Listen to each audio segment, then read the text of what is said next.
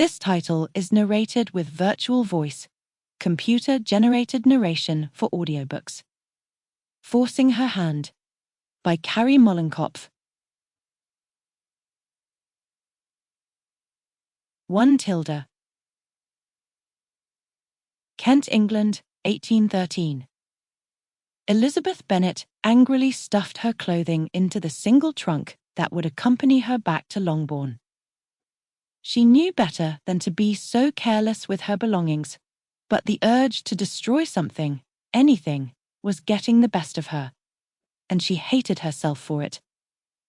Never a person to allow emotions to get the best of her senses, Elizabeth Bennet was known for her calm, rational demeanour. But now, after her encounter with Fitzwilliam Darcy, all resolve was lost. Oh, that man! It is no wonder he is unmarried at close to 30. No woman with any sense would have him. Arrogant clod. Her rant, only overheard by a cat, was met without sympathy, as the creature barely paused to glance her way before curling into a ball of fur upon her pillow. Staring at the beast, Elizabeth wished she could trade places and simply sleep away her worries. Had that not been the purpose of this visit? To bury the past and look towards a brighter, if not unknown future. Hunsford, a tranquil spot in rural Kent, was the new home of her dearest friend. Charlotte, now married to a tiresome vicar. Worse yet, she claimed to be utterly content, and made every effort to prove to Elizabeth that marriage need not be for love.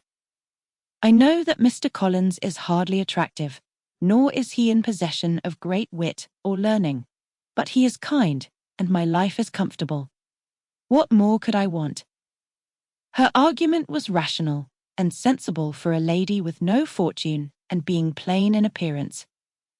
Those attributes alone, and of no fault of her own, was enough to ensure spinsterhood. And at 27, Charlotte had resigned herself to exactly that state. But fate had intervened.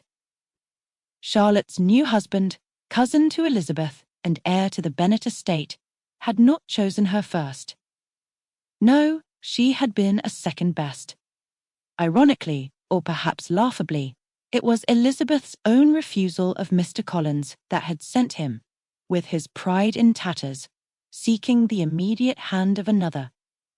And she had accepted, for it would provide a home of her own. For that, Charlotte could bear all manner of miseries.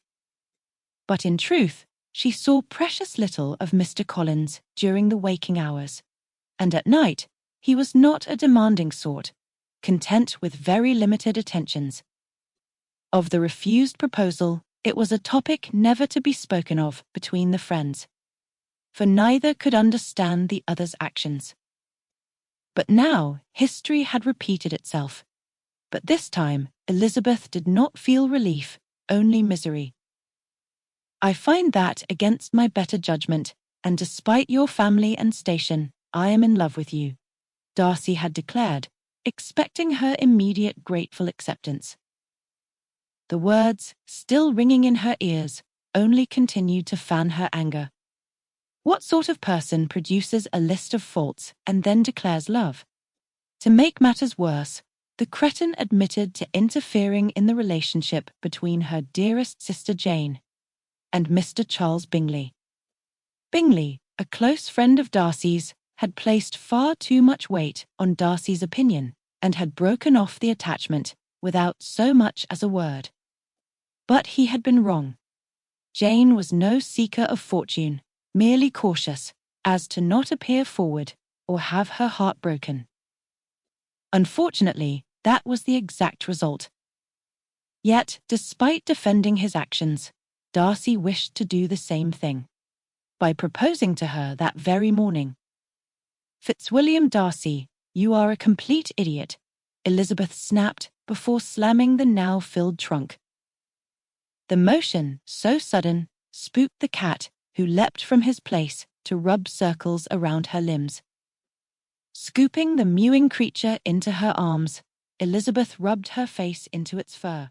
finding a measure of comfort. To keep listening to this audiobook, I've left you a link in the description so you can do it, at no cost thanks to Audible's 30-day free trial.